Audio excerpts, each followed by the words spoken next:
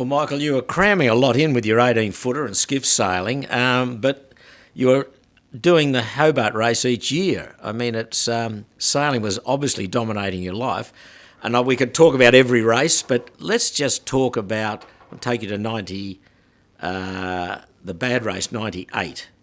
Yep. Just talk us through that, what you're on, and how you survived that. I was sailing with Ray Roberts, with some pretty good operators on board, Ian Murray, Gordon Maguire, Fresh Burns, Richie Ellenson, just to name a few. We just launched this Sydney 47, built at hull produced by Sydney Yachts and then finished off at McConaughey's. It was late in the water. We did the Southern Cross Cup lead up and we were pretty competitive. And we got a great start out of the heads there. It's the days of the Nelson Marriott Quest and Sid's Farboat, and we're a fair way ahead of those and we're having a pretty good race. But I just backtracking a bit, I remember Roger Badham, who was very close with Ian Murray and still is, came down and said, mate, I don't like the look of this.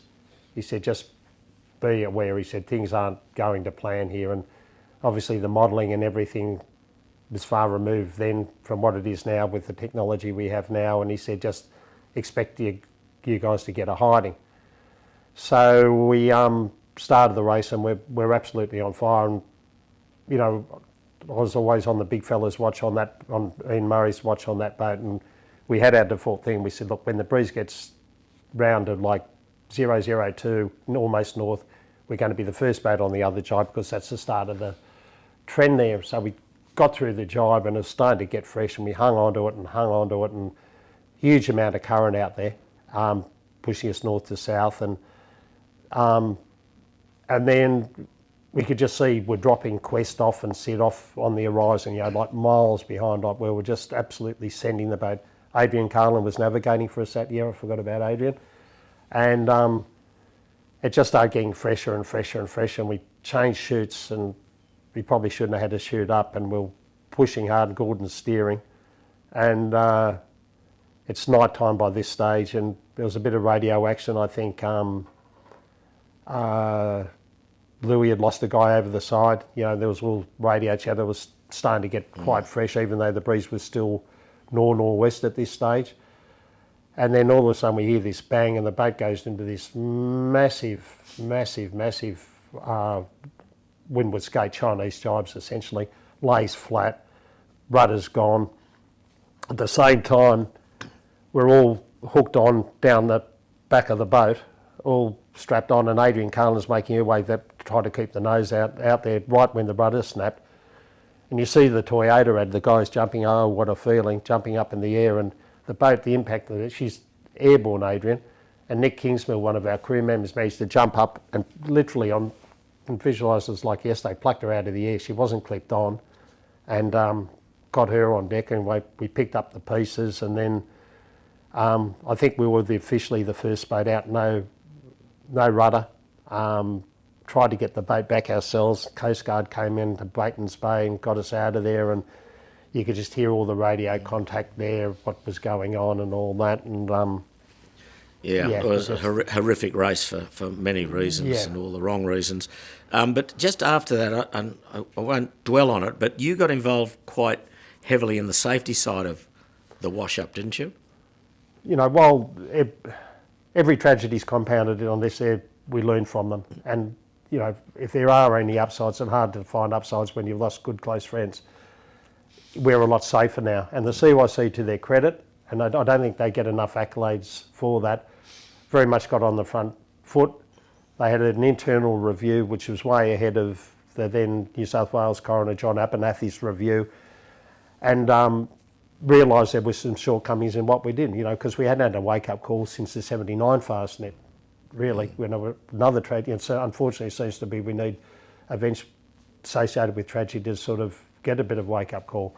So that was the previous one, and whether we got lax or a little bit complacent, I don't know what the answer is, but there was definitely some shortcomings, you know, things such as batteries, life jackets, life rafts and all that, and there was a full review, and the CYC, as I said, do not get the accolades they deserve for that, and we thought they came up with the concept that the training was quite poor.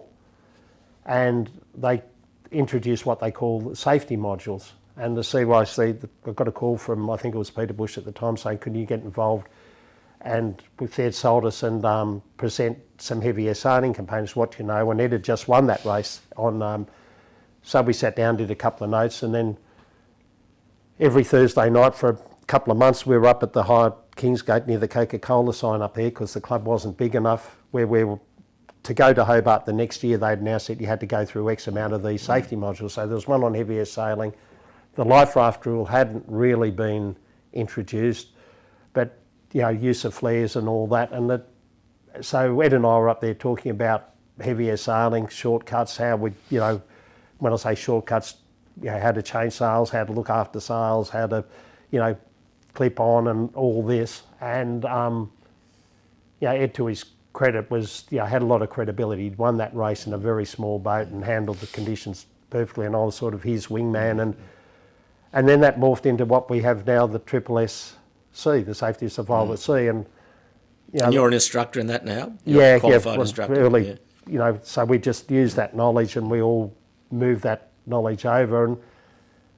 But what people don't realise, that basically, that curriculum that was sort of sown here in a very piecemeal sort of way, even though there was an overall view, is now the basis of the SSC course. And the CYC passed, they didn't want to administer it, which I think was a mistake. I think that it would have been a lot safer and more productive here, our club, administering it on behalf of Australian Sailing. But now the RYA, the curriculum hasn't changed much at all, and certainly the life raft drill and all that's been there. But we were quite passionate about safety way before it. We actually became aware of it. When we did the 85 Transpac race, where you actually had to sign a declaration to have someone in the water and do the man overboard drill. And I just realised, we threw a guy called Robbie Naismith off the boat, off the waters of Marina del Rey there, and without telling him. Time we got him back, we were totally unprepared. So, that highlighted to me the importance of safety, and I've sort of been quite passionate about it since then. Yeah. Well, I want to take you to the next year, Hobart race. Brought you success. Yep. Line honours. Line honours, race record. In Nokia. In Nokia, the Volvo 60, yeah. Volvo 60, good run all the way, basically, wasn't it? Easterly, strong easterlies, nor'easterlies. Yeah, that wasn't meant to happen, by the way. It wasn't meant to happen, sort of caught them napping a bit there. What do you mean by that? Well,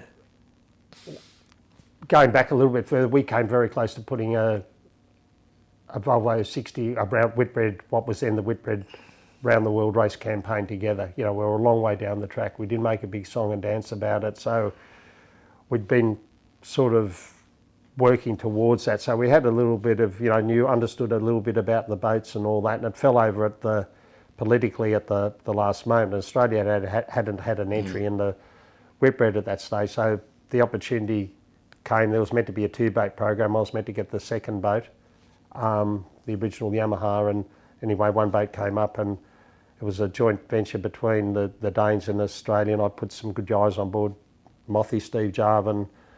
I managed to get my say on the navigator, Vincent Geek, who navigated Rothmans, who I'd sailed with on the Rothmans program a handful of years before. Barney Walker, who'd sailed with Dennis Connor. I figured we needed someone who'd done that, and there was and a couple of other Australians. There were a couple of Nokia representatives on board, but on paper those boats shouldn't have been able to beat the Wild Things and the Brindabellas of the days, but the planets aligned for us. We got the dream run, pushed it pretty hard, and did a pretty solid result. Apart from breaking the boom vang, which we did early in the piece. We got there totally unscathed, and we took the record. I think it was 2 days, 12 hours. 14. So what did we go to? What was Kilo? Kilo was 2 days. 14, wasn't it? Yeah, I think we're 2 days, 14. Anyway, we knocked a short day off it, 20 odd hours off it. Amazing run, really. Yeah, and it was quite interesting. And then they'd allowed the hundreds in after that. So it really, because prior to that, it had always been an upper limit of 70-foot IOR, like the old maxi style. And then when they went to IMS, they measured Congier, which was the last drum beat, and said, well, that's the number and that's the ceiling, and then went to IRC. So there was continuity performance-wise there, and then they allowed the hundreds, which really opened up the whole new game. So Nokia that you won line on us, she was water ballasted but not canting, is that right? Water ballasted, not camping, Yeah, okay. which was quite a big deal in that stage, and we had to get dispensation and to do it. And as I said, on paper they were not as fast as the maxis of the day, but we got the conditions that needed. And so you were rolling off Hobart after Hobart, line honours victory, but still handicap had not come in your way. But take us to 2003 when the stars aligned again for you for the Hobart race. well, what happened after the Nokia thing? They opened the limit to 100 footers, and chasing around getting corporate sponsorship and putting a program there was just, it wasn't going to happen again. We knew the Neville was building 100, Neville Crichton was building 100, and there was whispers that Bob Oatley had one coming after Neville and all that. So chance of us, an underfunded team that's where your name isn't on the rich list, was never going to happen again. So we started focusing on trying to win it overall and handicap, something that had eluded me prior to that. And the boat of the day was, believe it or not, a Bente 40.7. So I chartered one with the support of P&A and Ed Lloyd for 2000. Threw some new sails at it. We had our own ideas how to make them go a bit quicker. And because Michael Model had done a pretty good job getting 2 fruit machine and Smile up and running, and we tried to take that development he did to the next step. And it's easy to say, but we were way ahead on that race on time. And then the rudder broke proprietary fault. There was a bad batch of rudders, and we finished up with them. Then the next year we won, got 4th overall. I put a boat together for my solicitor, a guy called Ashley Reid, and we were quite strong. We'd won a lot of races around here, and we'd won our division. That was the year Bumblebee, the Sydney 60, whatever it is, Sydney 61, and we got 4th overall. That was a good result. Unfortunately, Ashley died in my arms on that boat in the Mooloolaba race. I sort of took the boat over with another owner, and I chartered. We had a bad race in, so that's 2. We'd broken the rudder. And I said to the guys, we've just got to keep turning up here. Our name's going to come out of the hat. We've got a good boat here. So we had a good result 01, bad result 02. We parked up at Tasman where we were pretty well placed. We weren't going to win it. And then 03, once again the planets aligned and got a bit of a break with the weather, which you need. Without big noting, we did sail well and really pushed the boat hard down that Tassie coast. Like we were on the edge there, ounce and a half storm shoot up for a day and a half, in 36, 37 knots of true breeze, and we just held on. It just kept rotating, everyone except myself. No one wanted to know about the wheel. And took it on, and that was a pretty solid result. Yeah, I think you won corrected time well over an hour, so that was a great victory. But look, let's fast forward. Not fast forward. Just talk us through some of the, other Hobart boats that you've sailed on that people might recognise that have given you good fun. Maybe not win, but that you've had, and the characters you've met. I mean, we could go on forever. There'd be a few people that would stand out, or boats that would stand out. I mentioned earlier in the interview with Triton 28. Well, I've always been a bit nostalgic, and I guess you try to be humble, but we've all got a little bit of ego. I thought it'd be a good idea to do Hobart in a boat that I owned. So this is 92, and I'm fully entrenched in the 18-foot skiffs at that stage. And before the internet, I bought the Sydney Morning Herald and I found this little ad down the bottom, for sale Triton 28. It was going pretty cheap on a mooring up at the other side of the Spit. So I came down to the sailing office. Bob Bernack was then the sailing manager. I said, how do you feel about a Triton 28 going to Hobart? He said, for you, we can make it happen. So I went and bought it, and along with another fellow club member, Steve Barlow, and it was a wreck. And it's only about a month out from Hobart. So I said, Steve, I've ponied up the money, and I said, I've got to sail the skiff on sale. You take it down to Botany Bay and pull it out at Dave Mackay's there. Anyway, got down there Monday morning, the boat's out of the water and big beard on it and all that, and I thought, geez, that rudder looks dodgy. That rudder really, that big scanner-coloured rudder. No wonder we struggled back in the half-ton days.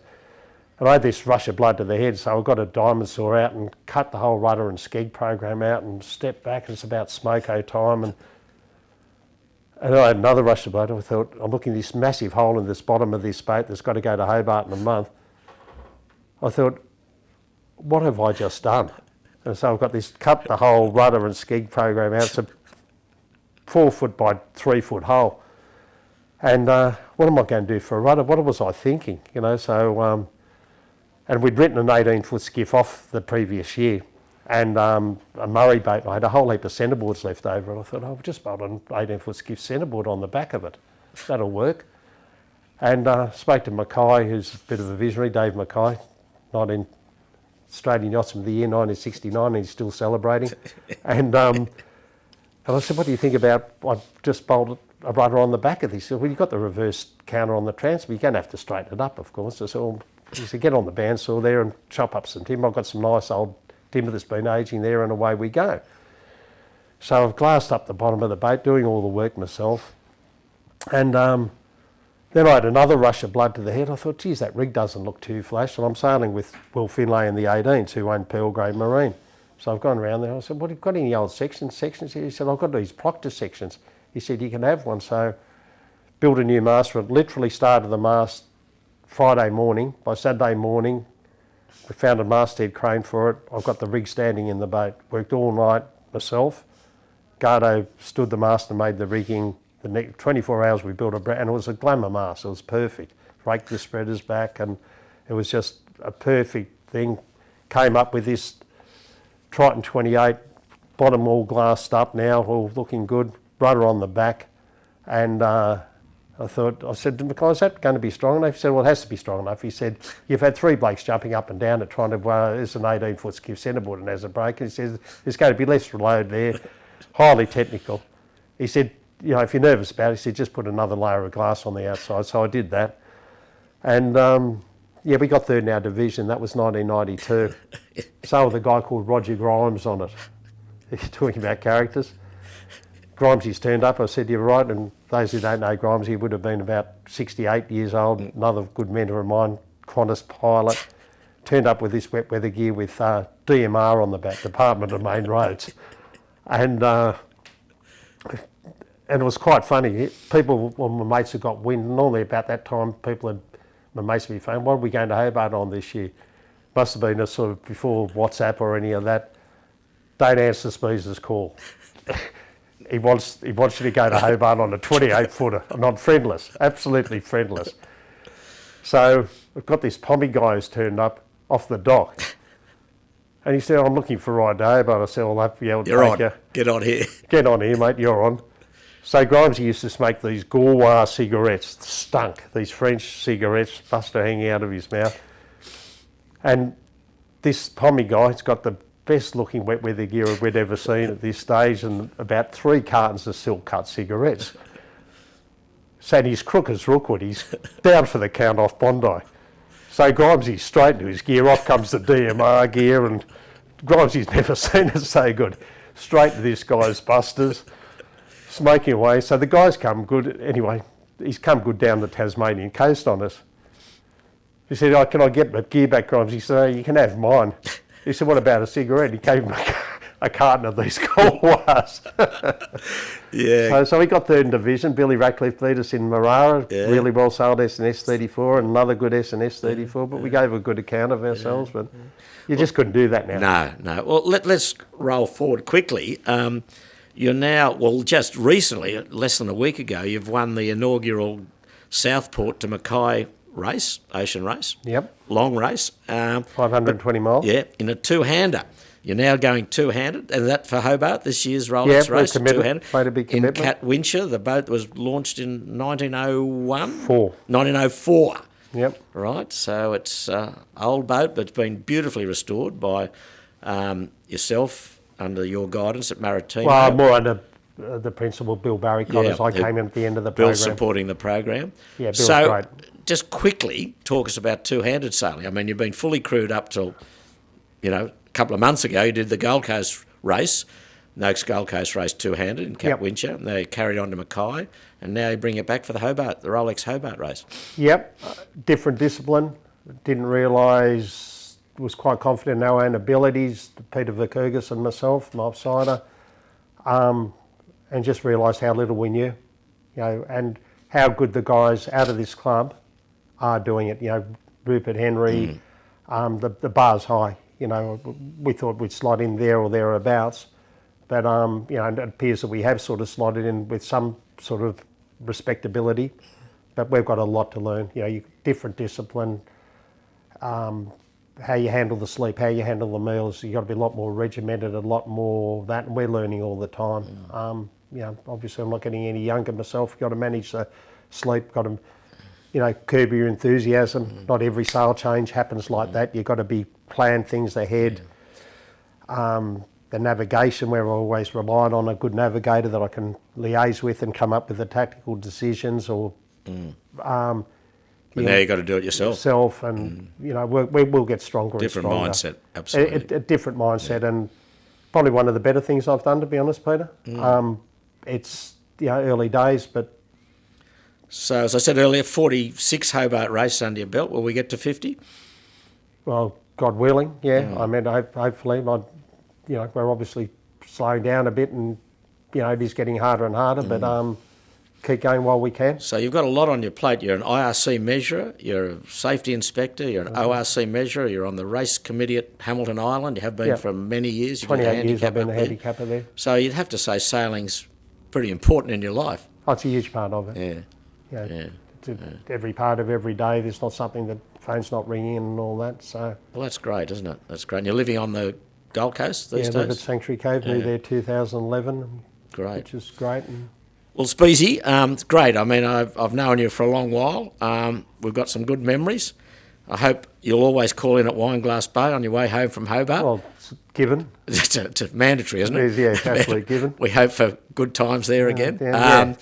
But anyway, look, thank you. Good luck in this year's Hobart race, Rolex Sydney to Hobart race. I know it's a very important part of your life, but thanks for all you've done for sailing. I mean, you've been a great contributor, but you've given a lot to the game as well, and we're very thankful for that. It's people like yourself that make the sport what it is. So good luck, and look forward to seeing you on Boxing Day. And thanks, Pete, and thanks for this opportunity, and thank you for seeing some light at the end of the tunnel with me and taking me under your wing 40 plus years ago. It was a pleasure. All the best. Thank you. Excellent, Michael. That was great. I mean, we could go on forever, but yeah.